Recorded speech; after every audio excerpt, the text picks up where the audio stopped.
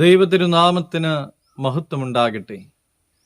ഏവർക്കും ഹെർമിറ്റ്സ് ടോക്സിലേക്ക് സ്വാഗതം.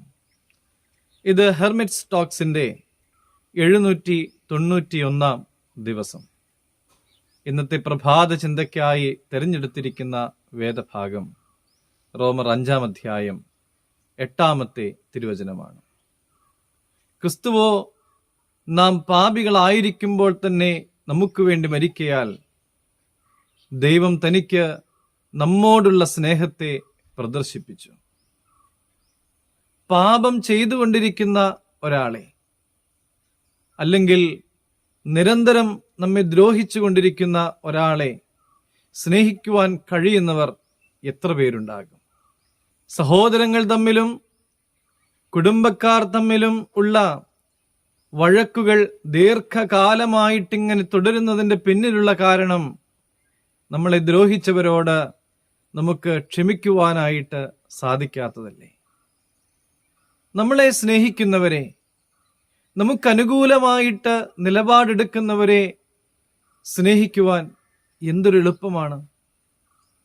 എന്നാൽ നാം ദൈവത്തെ സ്നേഹിച്ചതുകൊണ്ടാണോ ദൈവം നമ്മളെ സ്നേഹിച്ചത്?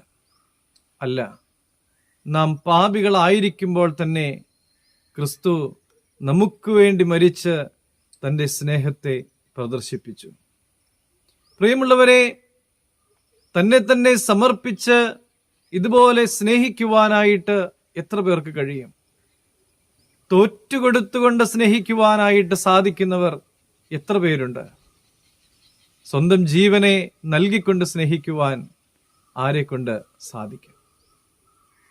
ക്രിസ്തു തൻ്റെ കൃപയാൽ നമ്മളെല്ലാവരെയും രക്ഷയുടെ അനുഭവത്തിലേക്ക് നയിച്ചു. ക്ഷമിക്കുന്ന, നമ്മെ തള്ളിപ്പറയാത്ത ആ സ്നേഹത്തിലേക്ക് അടുക്കുവാൻ, ആ സ്നേഹത്തെ ആർജിച്ചെടുക്കുവാൻ നമുക്ക് സാധിക്കണം. ആ സ്നേഹം മറ്റുള്ളവരിലേക്ക് പകർന്നു നൽകുവാനും നമുക്ക് സാധിക്കണം. നമുക്കിങ്ങനെ പ്രാർത്ഥിക്കാം. സ്നേഹവാനായ ദൈവമേ, അവിടുത്തെ മാറ്റമില്ലാത്ത സ്നേഹത്തെ സ്വീകരിക്കുവാനും ആ സ്നേഹം മറ്റുള്ളവരിലേക്ക് പകരുവാനും എന്നെയും യോഗ്യനാക്കണമേ. ദൈവം നിങ്ങളെല്ലാവരെയും അനുഗ്രഹിക്കട്ടെ.